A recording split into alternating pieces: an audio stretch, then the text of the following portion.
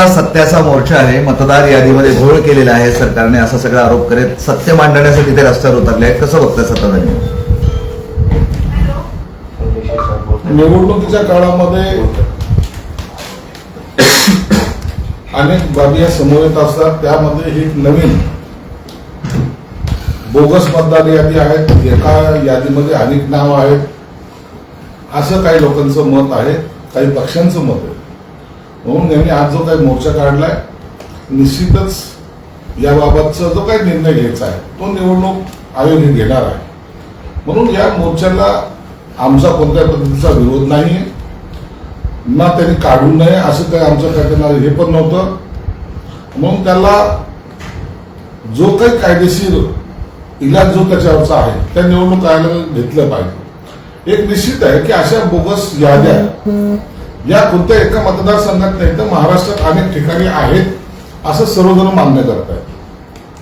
म्हणून एकदा ही सगळी घाण ज्याला म्हणतो आपण, 4-4 ठिकाणी नावं टाकणे, काही बोगस नावं टाकणे, हे जे काही प्रकार आहेत ते थांबले पाहिजे, हे प्रत्येक नागरिकाचं मत आहे. जो मतदानाला जात नाही त्याच्या नावावर जेव्हा मतदान होतं त्या टायमाला एक आशयाचा धक्का बसतो.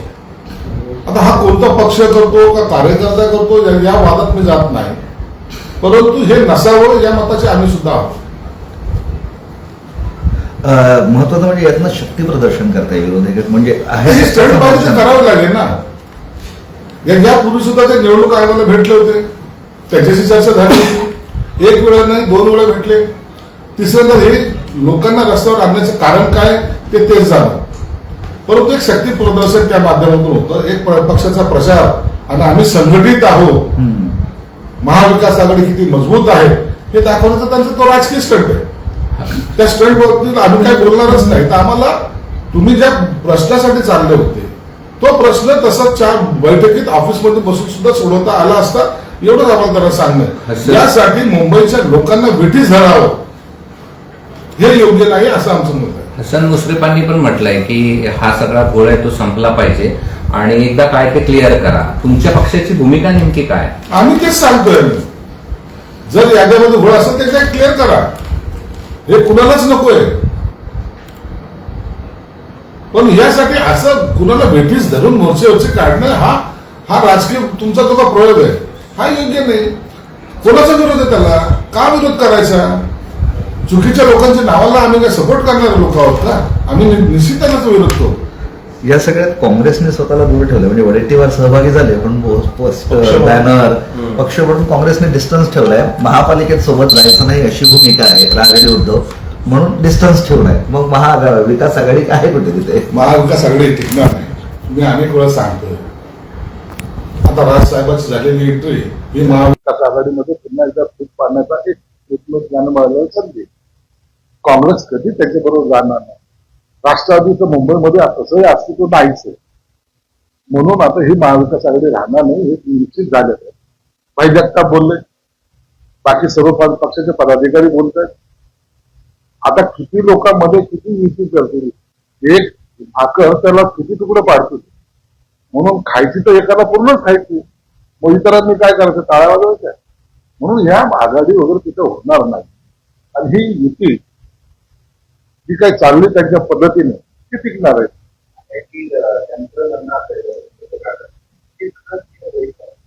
निवडणूक आयोगाचं मत तर घ्या. तुम्हीच ठरवणार निवडणूक कधी घ्यायच्या. नाही घेतल्या निवडणूक जाणून बुजून लांबवतात. घेतल्या तर मतदार घोळ.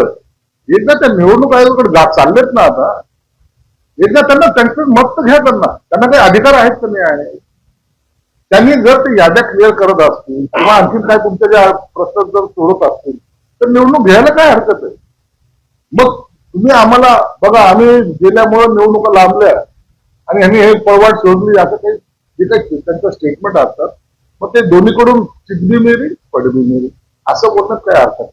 मुधोळमध्ये तुमच्या पक्षावर आरोप करण्यासाठी तुमच्या पक्षाचे जे आमदार बंद क्वार्टरमध्ये 500 मतदार नोंदवले आणि आरोप भाजपाचा.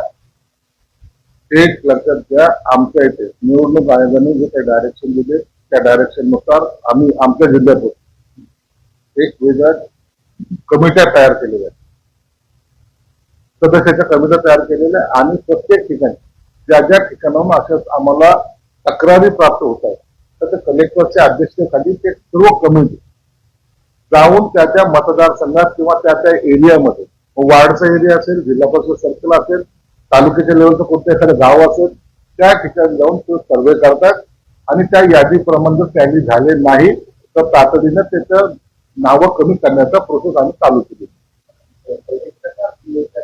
सिल्लोडचं नाही, अख्ख्या जिल्ह्यामध्ये आमचं हे एक वेगळं स्क्वॉडच आम्ही तयार केलेलं आहे आणि ते स्क्वॉड प्रत्येक ठिकाणी जातात. कुणाची ही तक्रार कुणाही बाबत असेल तर त्यांनी कलेक्टरकडे त्याचं लेखी द्यावं, त्याची तातडीनं त्याची तपासणी करण्यात येईल आणि जर चुकीची नावं असेल तर ती काढण्यात येईल. निवडणूक आयोग सरकारचा पार्टनर आहे, पार्टनरप्रमाणे काम निवडणूक आयोगाला काम करतात. निवडणूक आयोग हे कुणाच्या सांगण्यावर बोलण्यावर चालत नाही. एका महाशयाचा असा आरोप लावला होता की निवडणूक आयोग हे 2000 कोटी रुपयाचा भ्रष्टाचार केला, असे त्यांच्यावर आरोप झालेले.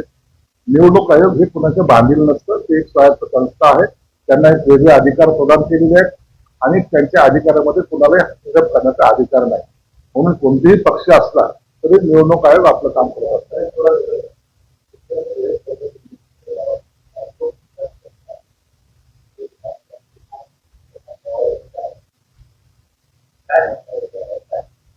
अजितदादा आहेत, ते अजितदादा बोलताना स्पष्ट बोलतात, त्याचा अर्थ तुम्ही असं त्यांच्यावर टीका किंवा असं नाही, पण अजितदादांनी बॅलेन्सिंग ही भूमिका घेतली.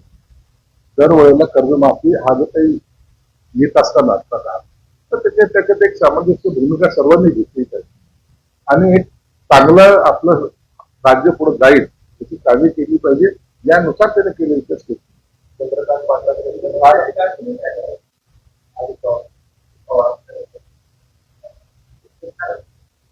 त्यांनी केलेली भूमिका, त्यांनी घेतलेलं स्टेटमेंट हे त्यांच्या पक्षाच्या नुसार त्यांनी दिलेलं स्टेटमेंट आहे आणि ते उपमुख्यमंत्री आहे, अर्थमंत्री आहे, म्हणून त्याच्यामध्ये काहीतरी अर्थ असतो. पण त्यांच्या भूमिकेला विरोध किंवा सपोर्ट करण्याचा प्रश्न आहे.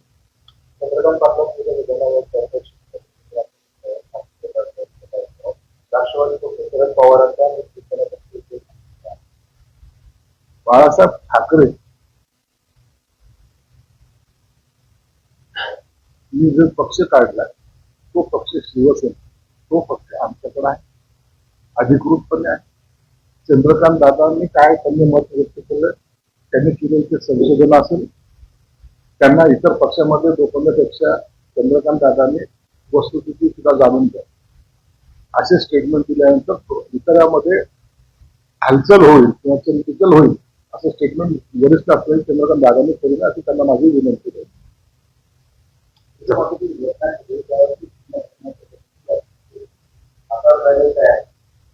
फासावर जायला तयार जरी असले तरी त्यांना दिलेली वेळ ही त्यांना पाळावी लागेल, त्या वेळेपर्यंत वाट पाहावी लागेल.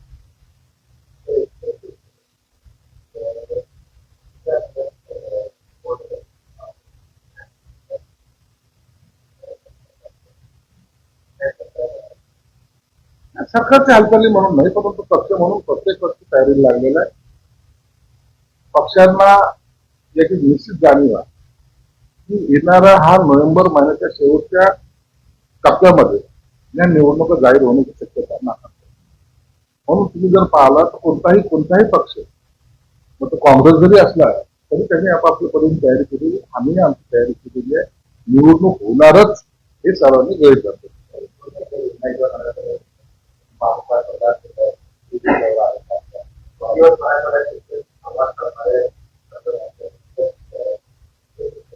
चांगलं आहे, पक्षाच्या नेत्यांनी असं येणं फिरणं दिलं पाहिजे. त्या 3 दिवसामध्ये किती मिनिटं ते कुणाशी बोलतात हे सुद्धा पाहणं एक उत्सुकता तशी लोकांना लागलेली असते. त्यांचा दौरा म्हणजे कसा असतो हे आजपर्यंत आम्हाला सुद्धा कळालं. 5 मिनिटं शेतकऱ्याशी बोलणं, 10 मिनिटं पदाधिकाऱ्याशी बोलणं आणि मुंबईकडे प्रयाण, असा जर तो दौरा असेल तर त्याला काही अर्थही नाही. म्हणून आता त्यांनी आलं काय गेलं काय, ज्या ठिकाणी पक्ष शिल्लक राहिलेलं नाही त्या ठिकाणी कुणीच संवाद साधला. म्हणून आता किती हातपाय हलवले तरी त्यांना इथं पाठिंबा मिळणार नाही.